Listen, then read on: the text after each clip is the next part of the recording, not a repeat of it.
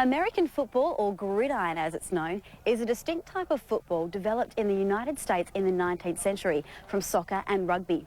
It first came to Australia in 1983, and by 1995, gridiron was being played in every state and territory of Australia. And tonight, I'm not just a television reporter, I'm a Gold Coast Stingray. Gridiron is played by two opposing teams, each fielding 11 players. Each team tries to move the ball down the field to score in the end zone defended by its opponents. During the game, the teams are designated as the offensive team. This is the team in possession of the ball, and the defensive team, which is the team defending a goal line against the offensive team. Well, Jeff here is the coach of the Gold Coast Stingrays, which means tonight he's my coach too. Now, Jeff, can you tell me about the field on which gridiron is played?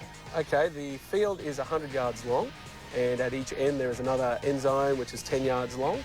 The field's divided into 1 yard increments, and at every 10 yards we put a line across the field so that when the players are on the field they know where they're at. And the field is 53 yards wide. So it's all in yards because it's originally from America and they're still in the old imperial system, so we don't use metric here.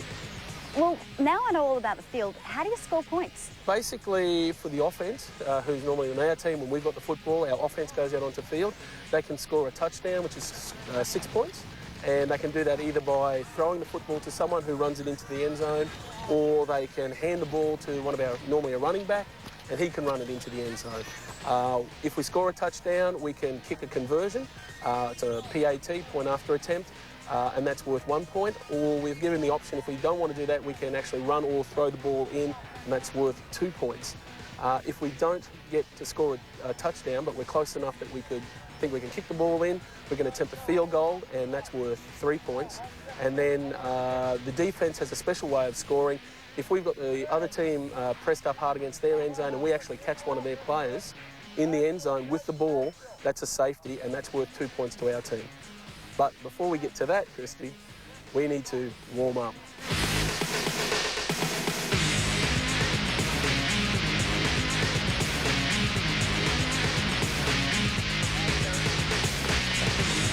Well, as in most games, there are many different positions on the field, and with me at the moment is Kyle Lowe, who won the state MVP last year and has also played gridiron for Florida. Now, Kyle, you're a quarterback. What do quarterbacks have to do?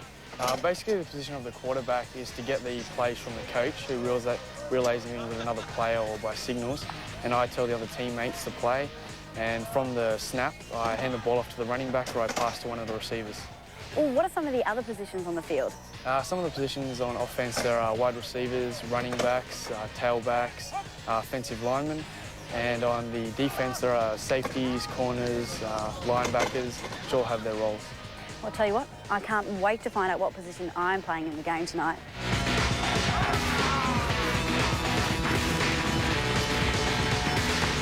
Finally, time for a practice match.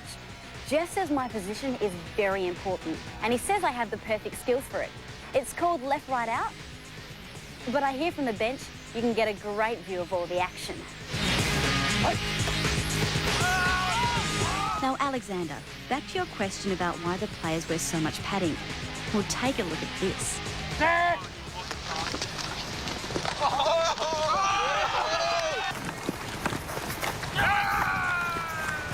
Gridiron is a very physical game, and tackling plays a very important role.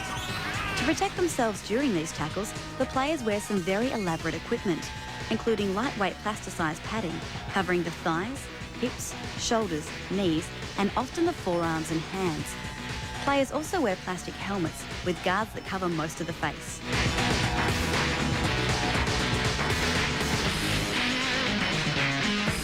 If you have ever watched a gridiron game, you will notice that the teams often gather in a circle called a huddle.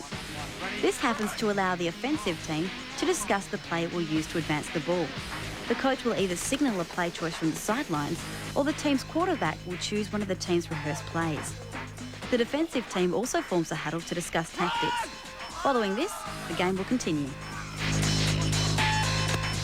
Well, I must say, I think the Gold Coast Stingrays are doing quite well without me on the field. But if there was an award for bench warming, I reckon I'd have to be in the running.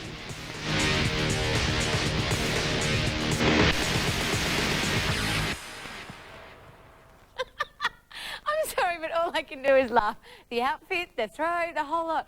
She's just one funny.